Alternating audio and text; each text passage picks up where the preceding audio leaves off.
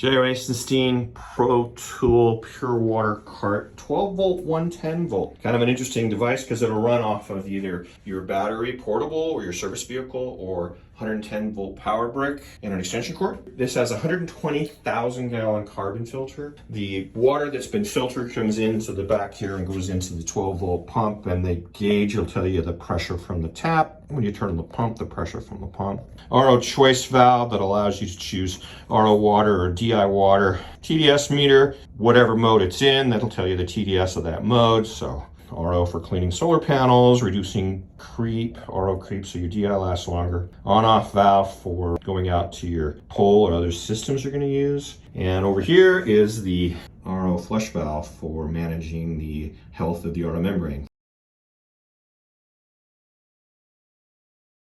2.1 to 2.5 gallon a minute. Underpowered pressure, water tap 1.1 or more, depending on pressure and temperature. ProTool, J.Racenstein.